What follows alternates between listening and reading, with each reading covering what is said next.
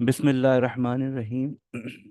ये तमाम स्टूडेंट्स ने मुझसे एक दफ़ा रिक्वेस्ट की थी क्लास में कि सर जो फर्स्ट एड का हमारा पहला सेशन था हेल्थ एंड सेफ्टी के हवाले से, उसके अंदर सारी रिकॉर्डिंग जो है वो ज़्यादातर उसमें वीडियोस भी हैं और वो इंग्लिश में। तो मैं इसकी एक उर्दू वर्जन की डिस्क्रिप्शन के साथ एक वीडियो बना दूँ।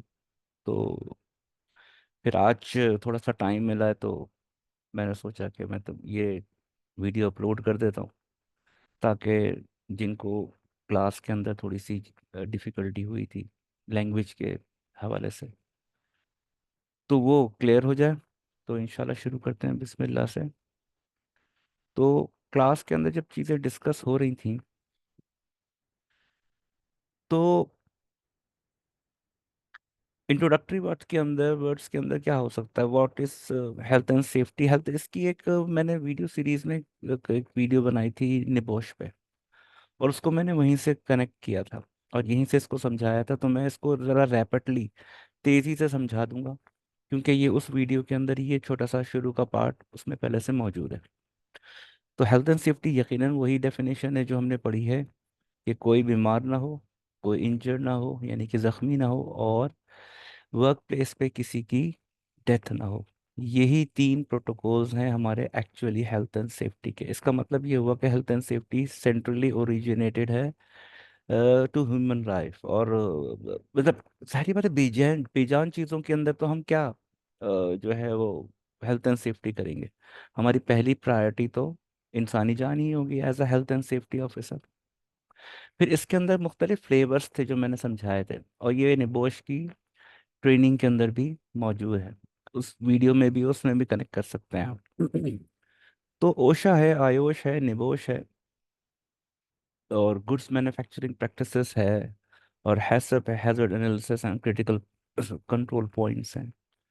फिर इसका एक आईएसओ का अपना एक स्टैंडर्ड है ऑक्यूपेशनल हेल्थ एंड सेफ्टी का, जो मैनेजमेंट सिस्टम्स को इंडोर्स करता है। तो रैपिडली क्या है ओशा, बस ऐसे समझें आप, जैसे नेक्स्ट स्लाइड के अंदर है, मैंने इसको थोड़ा सा इलेबोरेट करने की कोशिश की थी। तो जैसे अगर ओशा का जो, अगर इस पूरे ट्रिजेक्टरी को उसकी वेवलेंथ के हिसाब से समझा जाए, तो ओशा है बेसिक हेल्थ एंड सेफ्टी, और इसके आगे जो 77,000 लिखा हुआ है वो एक एग्जाम्पल है कि अगर किसी भी इन्वायरमेंट में 7,000 पीपल हैं, तो अगर उस सबके सब, चाहे उसके अंदर पढ़े लिखे हैं, नहीं पढ़े लिखे हैं, और डायरेक्टर्स हैं, और फ्लोर मैनेजर्स हैं, और सीईओज हैं, वॉट एवर, जो भी उस इन्वायरमेंट के अंदर है, उनको जो बेसिक कोर्स करना पड़ेगा वो है ओशा। क्योंकि सारी की सारी जो है बेसिक हेल्थ एंड सेफ्टी है वो सब के सब इसी के अंदर है। इसी के अंदर तुम्हारी फर्स्ट एड, इवैक्यूएशन, और फायर फाइटिंग, और पीपीई पर्सनल प्रोटेक्शन इक्विपमेंट, इन तमाम चीज़ों की जो यूजेज है सब कुछ इसी के अंदर है। इवन जो मटेरियल हैजर्ड्स हैं और थोड़े से साइनेज भी इसके अंदर मौजूद है सब के सब। उसके बाद अगर ये ओशा इस तरह का कोर्स है जो कि सबको कराया जाएगा, बगैर इस डिस्क्रिमिनेशन के कि वो पढ़ा लिखा है या नहीं है, तो फिर आयोश आता है जो कि असल में सुपरवाइजर्स के लिए डिज़ाइन किया गया है। तो जो सुपरवाइजर्स के लिए डिज़ाइन किया गया है, तो जाहिर बात है हेल्थ एंड सेफ्टी की इन्वायरमेंट में अगर 7,000 लोग मौजूद हैं, वर्कर्स मौजूद हैं, उनको कोई ना कोई तो इंस्ट्रक्शन देगा ना। तो वो सारे के सारे सुपरवाइजर्स में आते हैं। और निबॉश के अंदर जो है वो सारे हाईली ऑफिसर होते हैं, और ये इसके अंदर रूल्स एंड पॉलिसीज इन्फोर्स होती हैं। और जैसे कि पीछे इसके एक डिस्क्रिप्शन में भी है कि निबोश है national examination board of occupational safety and health. तो इसका जो पूरा एब्रिविएशन है, तो एक बोर्ड है जो कि इंडोर्स करता है हेल्थ एंड सेफ्टी के ऑफिसर्स को जिसने इसको पास किया होता है। तो इसका एग्जाम का तरीका ही कुछ इस तरह से, इंशाल्लाह लेटर ऑन निबॉश की साइट के ऊपर मैं उसका पेपर भी दिखाऊंगा आपको, जो किस तरीके से उसका फॉर्मेट है, उसके फॉर्मेट के पास आपको और क्लियर हो जाएगा कि निबोश के अंदर जिस तरीके की एग्जामिनेशन हो रही है, जिस तरीके से सवाल पूछे जा रहे हैं, जिस तरीके से आपको उसको अपडेट करना है, अपने सवालों को कंपोज करना है, उससे अंदाजा हो रहा है कि वो एक पूरी पॉलिसी के साथ, एक पूरी कंपनी पॉलिसी के साथ ही ये मामला चल सकता है निबॉश के अंदर। तो ये थोड़े सीनियर लोग होते हैं, पढ़े लिखे लोग भी होते हैं। अच्छा, इसी तरह फिर ISO 45001 है। ये हेल्थ एंड सेफ्टी का अपना ISO स्टैंडर्ड, एक एक स्टैंडर्ड है जो कि इन्फोर्स हुआ है। और ISO 1400 और 1800 की जो सीरीज है, उसका किसी हद तक कॉम्बिनेशन भी है। लेकिन इसमें एक चीज याद रखना कि ISO 4500 का जो बेसिक्स है, वो ISO 9001 की सीरीज है, जो कि क्वालिटी कंट्रोल एंड इंश्योरेंस की है। तो ISO 9000 की भी अगर हम बात करें, तो ISO 9001 टू 2008, ये जो सीरीज है ये ज़्यादातर थी क्वालिटी के अंदर उन इंडस्ट्री की जिनका ताल्लुक कंस्ट्रक्शन से और मैन्युफैक्चरिंग से था। सर्विसेज का हिस्सा नहीं था। सर्विसेज के हिस्से के लिए इन्होंने ISO 9001-2015 बनाया। 2008 की कंप्लाइंस जिन कंपनी के पास है वो ज़्यादातर कंस्ट्रक्शन और मैन्युफैक्चरिंग के अंदर है। लेकिन जो ज़रूरी नहीं कि हर कंपनी मैन्युफैक्चरिंग कर रही हो, कंस्ट्रक्शन कर रही हो, तो उनको फिर क्वालिटी का स्टैंडर्ड कैसे मेंटेन करेंगे वो। तो उसके लिए ISO 9001-2015 बनाया गया। अब इस क्वालिटी के इस स्टैंडर्ड को किसी हद तक हेल्थ एंड सेफ्टी में भी डाल दिया गया। तो 45001 जो है ना, कॉम्बिनेशन है। जो ISO 1400 था वो हेल्थ सेफ्टी इन्वायरमेंट का था। 1800 हेल्थ एंड सेफ्टी का था। और क्वालिटी कंट्रोल क्वालिटी का है। अब इन तीनों को कंबाइन करके एक ही ISO बना दिया गया, और वो है 45001। और इंशाल्लाह आगे आने वाले वक्तों में मैं इसकी पूरी डिस्क्रिप्शन पेश करूंगा और इसको एक एक सेक्शन से समझाऊंगा।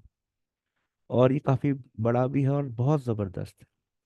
और इसकी ट्रेनिंग भी होती रहती है, तो इंशाल्लाह लेटर ऑन जैसे जैसे टाइम मिलता रहेगा, वैसे वैसे मैं इसको अपडेट करता रहूँगा। GMP इंडस्ट्री, अब GMP के अंदर जो अपनी भी गुड्स मैन्युफैक्चरिंग प्रैक्टिसेस हैं ये। अब बहुत सारी चीज़ें तो ऐसी हैं ना जो काम करने के दौरान नहीं समझ में आती हैं, और वो एक्चुअली डायरेक्टली किसी लॉ पे भी नहीं आ रही, जो कि ओशा में डिफाइन है, या आयोश में, या निबोश में, या ISO में। तो वो हर इंडस्ट्रीज के हिसाब से खासतौर पर मैन्युफैक्चरिंग इंडस्ट्रीज में कुछ ऐसी भी प्रैक्टिसेस हैं जो कि बहुत अच्छा वो डिसीजंस और वो पॉलिसीज बहुत अच्छा काम कर रही हैं। तो हम इसको अंडरस्टैंड करते हैं GMP के अंदर। तो जो सेफेस्ट इन्वायरमेंट है मैन्युफैक्चरिंग इंडस्ट्री का, और उनके जो अपने भी रिफॉर्म्स हैं, वो जर्नलाइज मैन्युफैक्चरिंग प्रैक्टिसेस के अंदर आते हैं। हम इसको पढ़ते हैं कि वो कौन कौन सी प्रैक्टिसेस हैं जो बाद में जाकर लेटर ऑन एक रूल का और एक उसका शक्ल बन जाती है। फिर आती है हैसप की, आती है जो कि हैजर्ड एनालिसिस है ना, क्रिटिकल कंट्रोल पॉइंट। तो हैजर्ड एनालिसिस के अंदर जैसे हमने शुरू में भी, जैसे ओशा की क्लास के अंदर भी और आयोश की क्लास के अंदर भी, हमने कुछ हैजर्ड असेसमेंट किए, कुछ टूल्स किए थे। जैसे हैजर्ड आइडेंटिफिकेशन और रिस्क मैनेजमेंट के अंदर, हेरा के अंदर हमने उसकी कैलकुलेशंस की थी, और उसकी प्रोबेबिलिटी और उसकी सिवियरिटी और रिस्क मैनेजमेंट की जो इक्वेशन है बेसिक, उसके ऊपर हमने काफ़ी चीज़ें डिस्कस की थी। उसकी भी इंशाल्लाह वीडियो मैं बना दूंगा, जैसे जैसे वो हमने क्लास कराई थी और जिस तरीके से वो सब चीज़ें हुई थी। तो ये है सब बुनियादी तौर पे फाउंडेशन टू प्रिवेंट है, एलिमेंट है, और reduce hazard to acceptable levels. किस तरीके से हम हैजर्ड को एनालाइज करें और उसको एक क्रिटिकल पॉइंट के ऊपर कंट्रोल कर सकें, इसके अंदर ये इसकी ये पढ़ाई मौजूद है।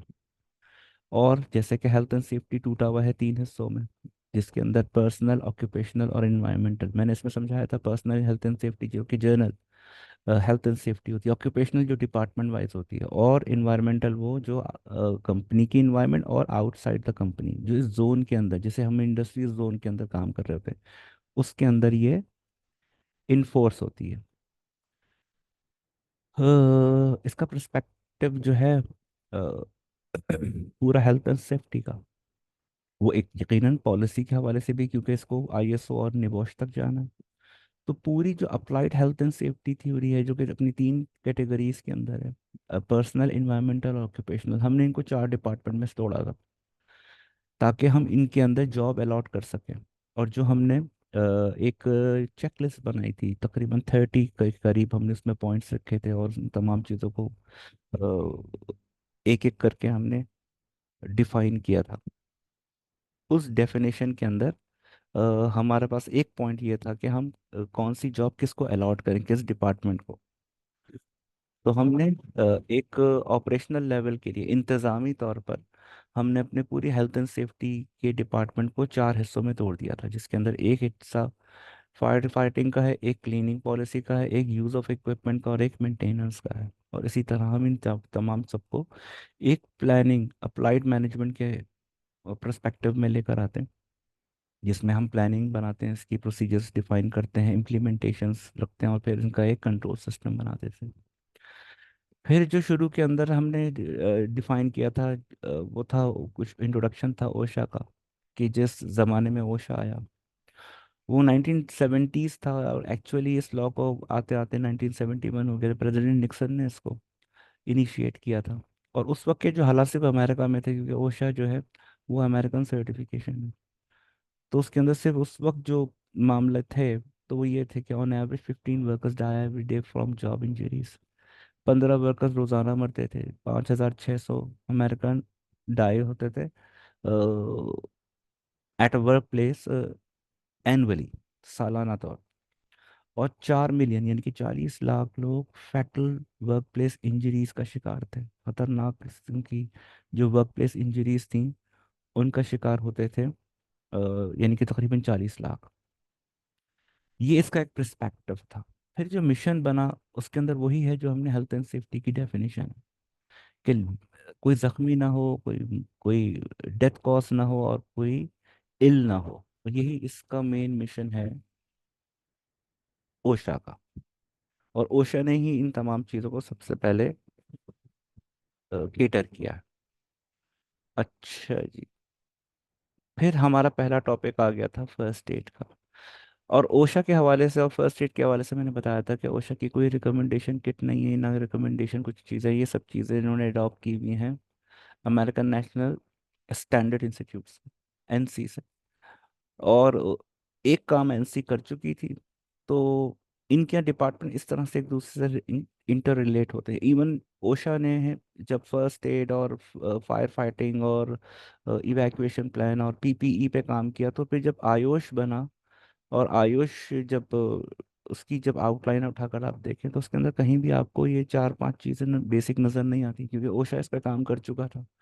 उन्होंने उसके ऊपर रिस्क मैनेजमेंट और इन्वेस्टिगेशन और इस इनके ऊपर आगे मजीद और क्या आगे काम करना था, उस पे काम किया। उन्होंने अपनी तरफ से कोई इस सेगमेंट पे कोई काम नहीं किया। तो हमने तो होता क्या है कि ओशा के अंदर लोग तमाम बेसिक चीज़ें पढ़ते हैं, उसके बाद आयुष में जाकर इन्वेस्टिगेशन और रिस्क असेसमेंट और तमाम चीज़ें फिर उसके अंदर जाती हैं, निबोश के अंदर फिर जाकर आगे और पॉलिसी के हवाले से बात होती है।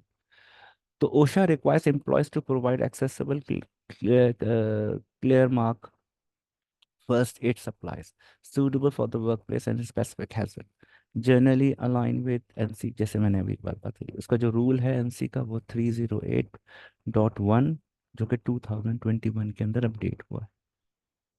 जो बेसिक हेल्थ एंड सेफ्टी की जो क्लास ए बी की किट्स हैं, जिसके अंदर बैंडेजेस आती हैं, स्टेरिलाइज पैड्स आते हैं, गॉस पैड्स आते हैं, बर्न की ड्रेसिंग्स आती हैं, एंटीसेप्टिक्स आती हैं, ग्लव्स आते हैं। तो ये मुख्तलिफ हैं जो एक बेसिक एक फर्स्ट एड बॉक्स के अंदर एक जो होनी चाहिए, वो चार पांच पॉइंट्स के अंदर डिफाइन की हुई। इसकी जो पहली वीडियो है, इंशाल्लाह फिर इसको देखते हैं, जो स्टैंडर्ड्स के हवाले से है वो देखते हैं।